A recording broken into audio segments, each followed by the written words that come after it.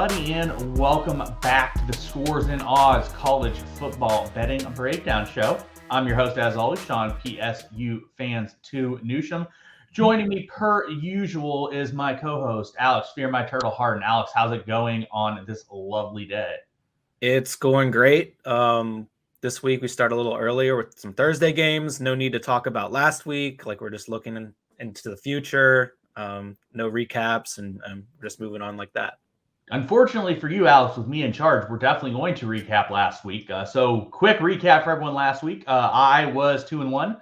That brings me to 6-2-1 overall in the season. And again, we are just counting the games that we mark down at the end, which are like the three main games. We obviously talk about more than that, but that's all we talk about. Alex, how did you end up faring last week? Oh, I think I took a goose egg. It's funny because I put in five bets on Scores and Odds, and I went 2-3. Just so happened all three of the losses happened to come on the plays I used for the show. So, yeah, not good selection there. And also, I think I did run a little bit bad on the Purdue game. I think there was like a 25% post-game win expectancy for Syracuse, and they pulled it out. But my other two plays were an abomination. So I deserve to take the L's in volume this week. But I feel good about this upcoming slate. Yeah, that is unfortunate for Alex, but fortunate for me. So I am 6-2-1 on the season. Alex is a dismal 2-7 so far. So we'll see if he can start mounting a comeback here, or if he will just let me run away with it as he's been doing. All right, guys, we are going to hop in here. This is week number 4 for the College Football Betting Breakdown Show. If you guys are watching on YouTube, please make sure to smash the like and subscribe button. We really appreciate it. It helps with the algorithm and making sure that other people can see it and get the ability to watch us as well. So jumping into it here for week number 4, we're going to start out with West Virginia -2.5 at Virginia Tech. We're going to start out with that game here. Virginia Tech's been really banged up. Thomas has been injured. Keyshawn King's been injured. Caleb Smith has been working through an injury. They just have a lot of issues going currently. So you see West Virginia travel here. They are -2.5. It opened at -1. I like West Virginia here. I just think that West Virginia has a lot less question marks surrounding them right now than that of Virginia Tech. I don't think that either team is fantastic here, but with all the injuries that they have going to key spots, it makes it hard for me to believe that Virginia Tech's going to be ready to go in this game. So what's your thoughts here? Yeah, I think Virginia Tech is pretty rough offensively, but they have good defensive numbers so far this season. However, I think that's just kind of how the schedule's gone. They've played 3 teams that can't do much offensively, 3 teams that can't run the ball. So they've done what they should defensively, but offensively, lots of injuries, lots of question marks. I don't think they're going to be that talented. I mean, they're not that talented offensively. So I do side with West Virginia a bit here. I don't know how much of you've watched of West Virginia, but I think for me, the takeaway is CJ Donaldson is must-see TV.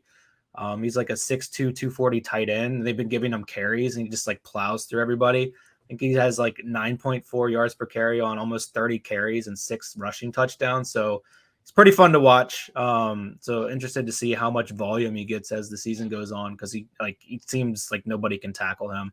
So it's going to be a good test for Virginia Tech defensively there. West Virginia just has much more offensive upside, I think. So I would side with them. However, I don't like either side or total in this game. So it's pretty much a pass for me with the slight lean to West Virginia. For sure. All right, moving on to Friday, we have Virginia against Syracuse. Virginia looks abysmal thus far this year offensively. Yes, they are 2-1, but they have just not been very good. They changed over their offense. It looks pretty poor.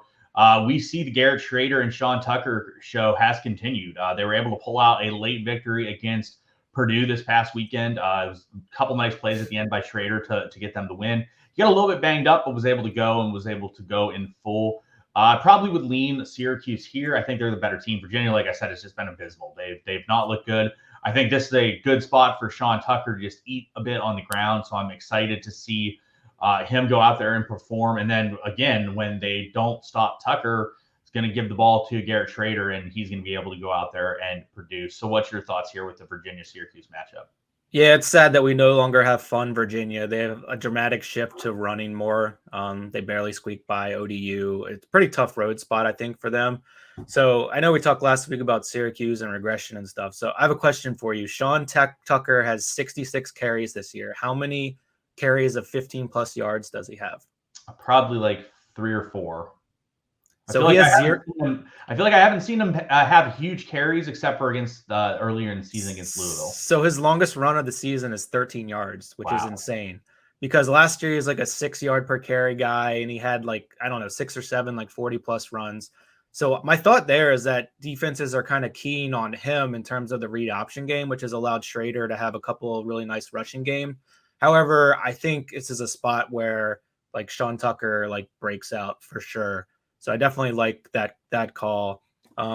So I think Schrader's passing numbers are definitely due to regress to a certain extent, but I don't see how Virginia slows down their rushing game. So I think either Tucker or Schrader is going to have a big game on the ground here, and I like Syracuse to kind of separate against Virginia.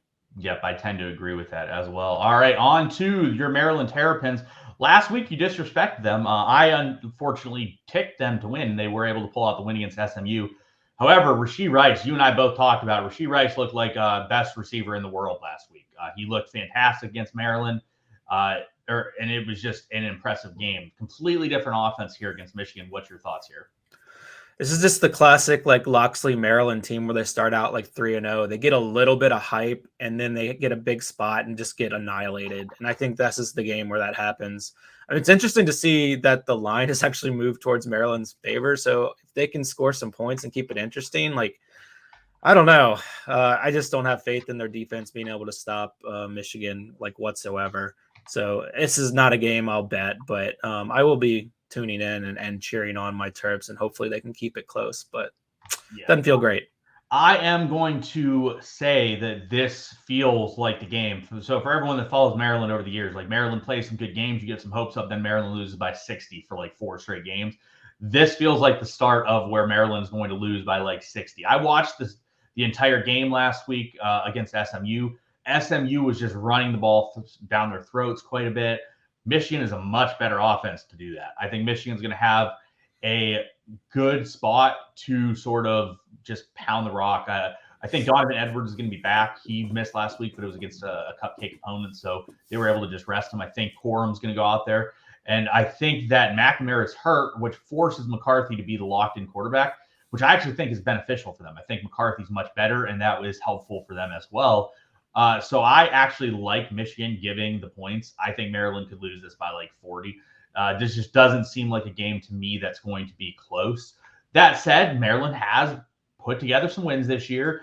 Maybe they have changed their stripes a little bit and are able to keep things a little bit more close. But I will believe that when I see it. All right. Next game, we have Clemson against Wake Forest. Again, every Clemson game anymore is just very poor to me. They just are very bland, very dull. That said, I don't know if we can beat them. What's your thoughts here in the Clemson-Wake game? So Clemson defensively, they're solid, and they're allowing like 2.4 yards per carry on the ground so far this season. However, they have been susceptible to like the pass game a bit. Like Louisiana Tech put up over 300 yards against them last week. In terms of the Wake Forest side, I think last week was like a classic look-ahead spot for them against Liberty. They really struggled. Probably shouldn't have won, but they pulled it out. Now they get the game they were looking ahead to, the home game versus Clemson. And I just think they have the weapons to be able to move the ball against Clemson, especially through the air. So to me, it's just a matter of, is Wake going to waste downs trying to run the ball through between the tackles here? If they don't and just go straight to the pass, I like their chances for success here a lot more. I like Wake Forest getting the points at home. So I'm looking at like that line at FanDuel where you get 7.5. That extra hook definitely helps. I know I saw 8s maybe yesterday.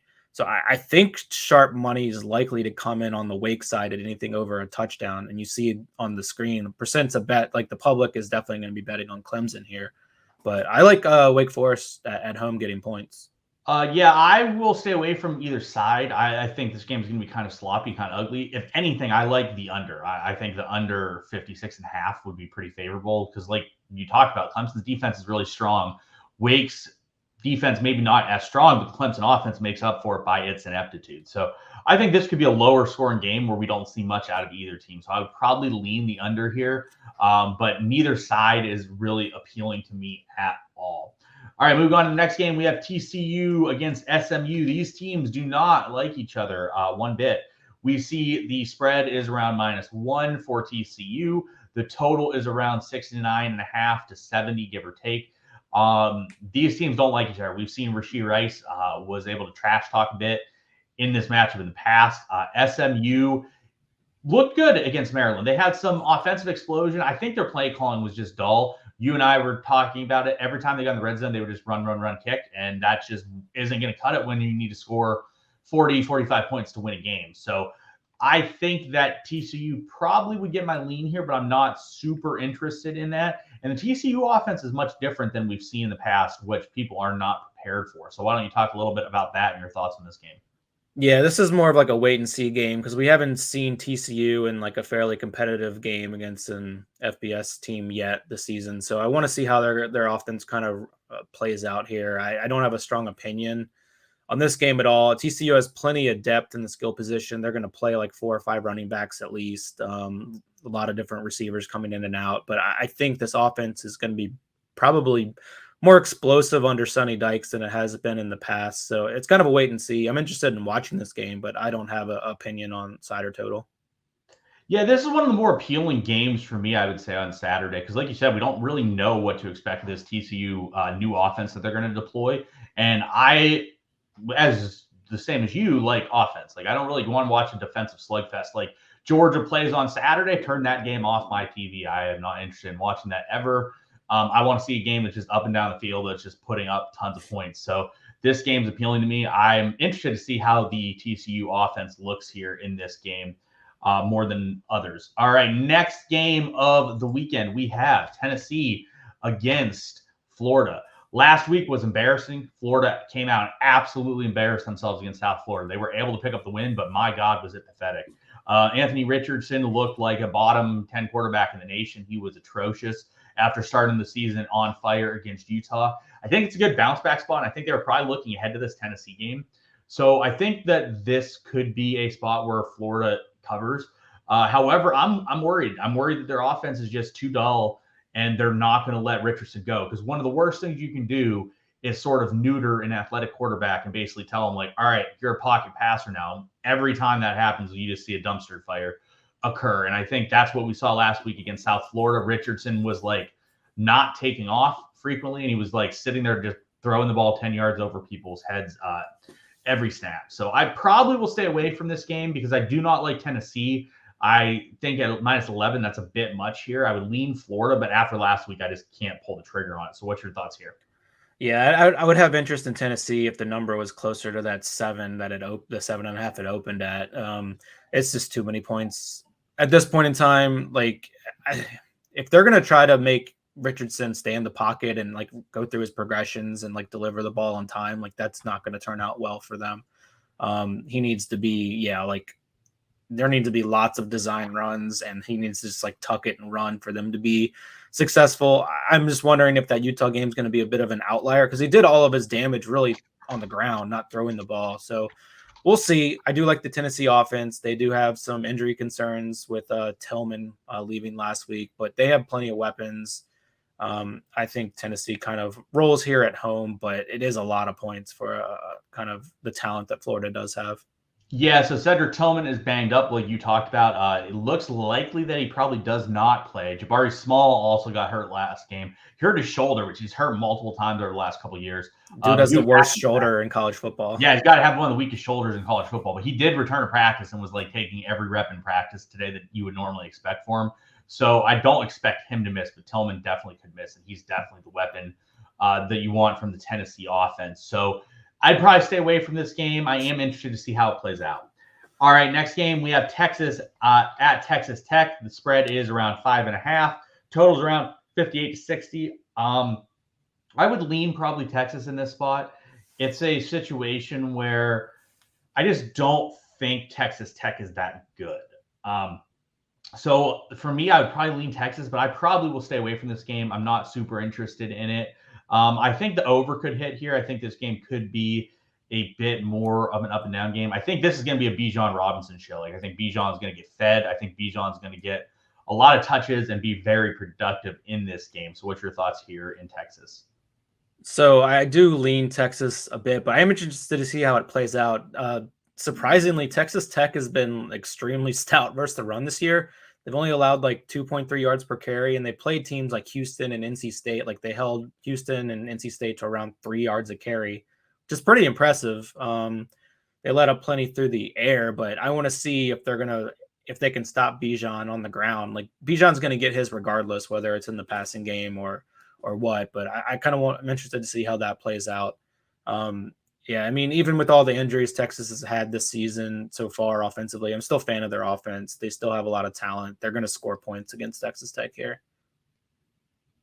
Yeah, I agree. I think that there will be offense in this game, and Texas Tech's going to play fast enough that should be enough points to hit the over. So, like, I would lean the over here. I'm not really looking to bet the game.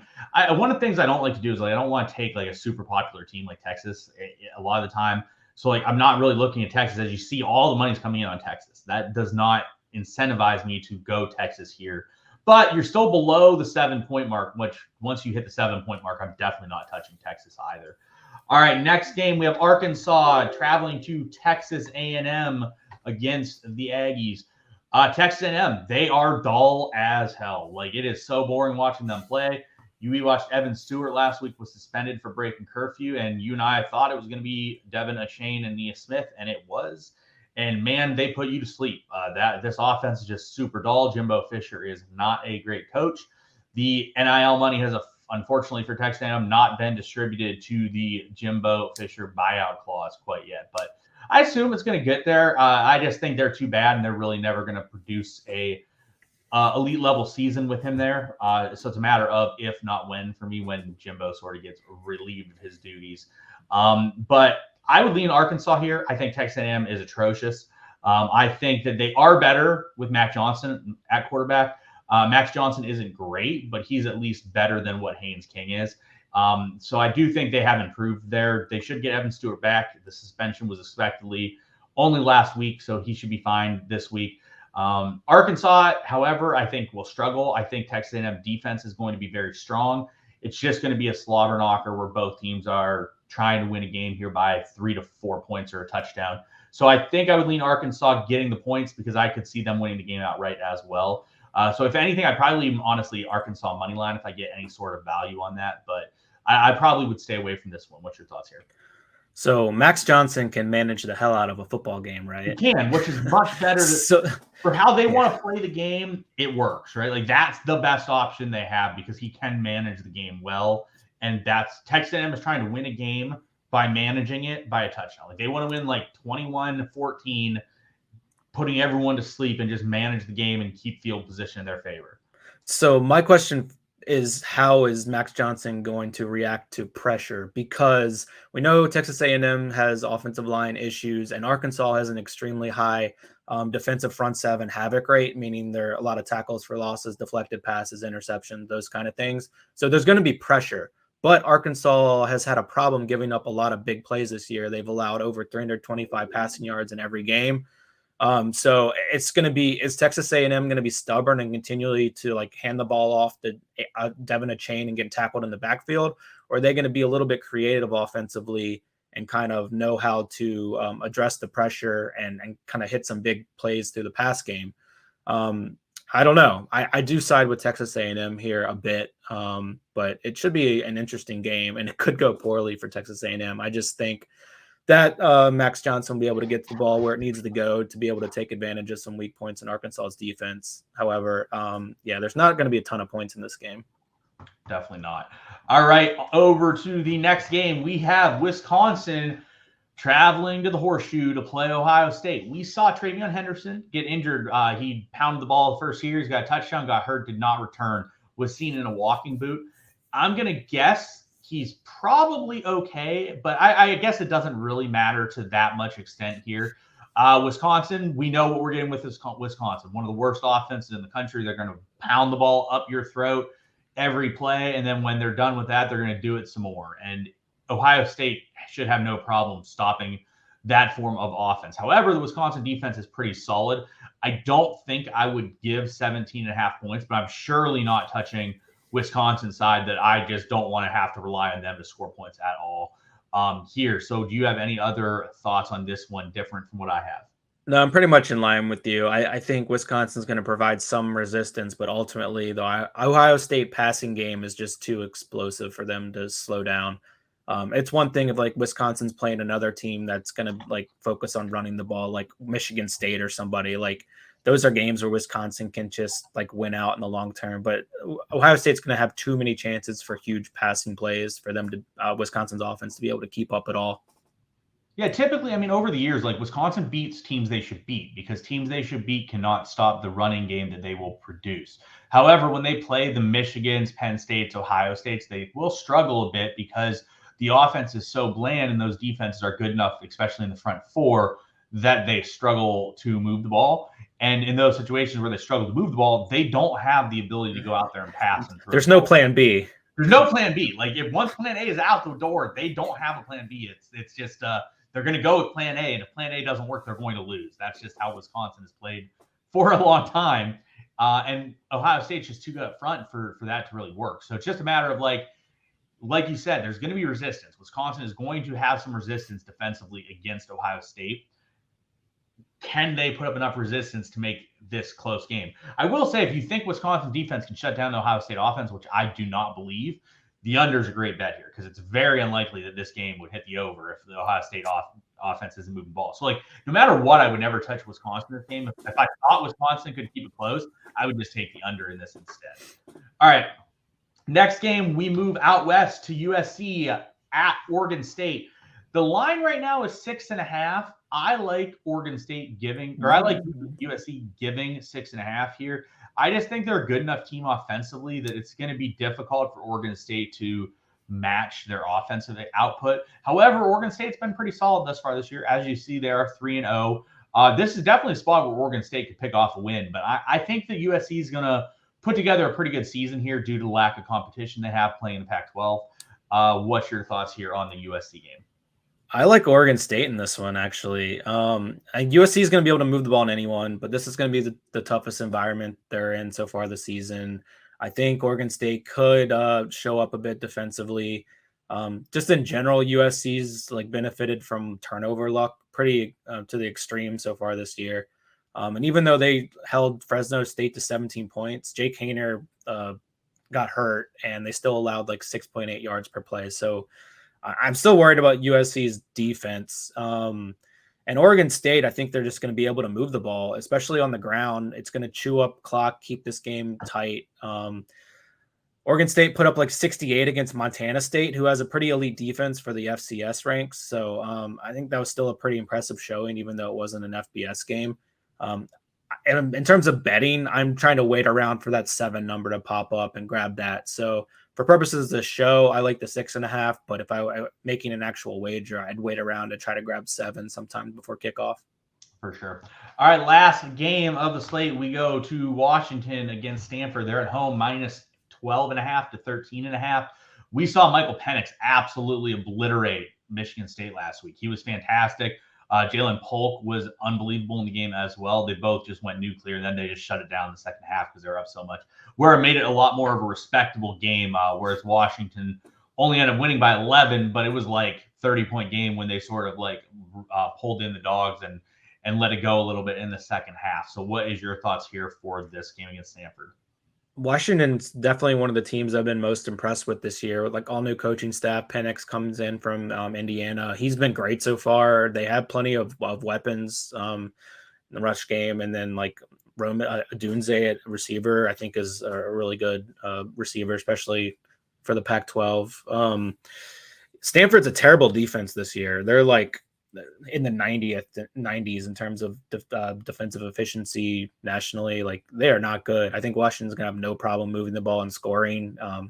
It's a lot of points, and you see it's already moving to like 2 touchdowns. I lean Washington here. I'm certainly not touching Stanford, but it is a lot of points. Yeah, I definitely agree. I think I would take Washington. Again, though, this is what we talked about on Scores and Odds. Make sure you guys check it out. You can see different lines. So that 13.5 on FanDuel is a lot more appealing to me than the 14 on DraftKings, for example. So if you can get it under 2 touchdowns, I like that. I think it's good. And you see on WinBet, it's minus 12.5. I definitely agree. Stanford's overall a relatively weak team, whereas Washington has looked really good. Like Washington's looked really good to start this year. they should have no problem moving the ball against Stanford as well. So that's going to wrap it up for the games we are going to talk about today. So we are going to get into the picks for the week. I think you went first last week, Alex, so I will go first this week. The picks that I have for this week are going to be West Virginia -2.5 at Virginia Tech. I think West Virginia is just a better team, and Virginia Tech has too many injuries to sort of battle against that right now. I like Michigan -16.5 at home against Maryland. I think this is a runaway game. I just don't think Maryland's going to stay in this game, and Michigan is going to just run the ball all over Maryland's defense that cannot handle it. And then I like USC -6.5 against Oregon State. Again, I know you like Oregon State, but I like USC. I think their offense is probably too good here for Oregon State to stop. I know that the defense is poor, but I think in a shootout, I would still favor a USC team that I think is just going to move the ball against most Pac-12 opposition. So what are your 3 bets for the week here, Alex? My 3 are Syracuse -10 against Virginia. Wake Forest getting 7.5. You can find that on FanDuel against Clemson. And then I will take also Oregon State +6.5 versus USC. So we got head-to-head on this one, so maybe I can pick up a game on you. Yeah, I mean, that's what you need. You need to get lucky here and start getting some games where we are on the opposite sides, because if we're on opposite sides of games, gives you a chance to make up some ground on me in a lot quicker fashion than if we're on different ones. So that is going to wrap it up here for the Scores and Odds College Football Betting Breakdown Show. If you guys are listening and watching on YouTube, please make sure you smash the like and subscribe button. We really appreciate it.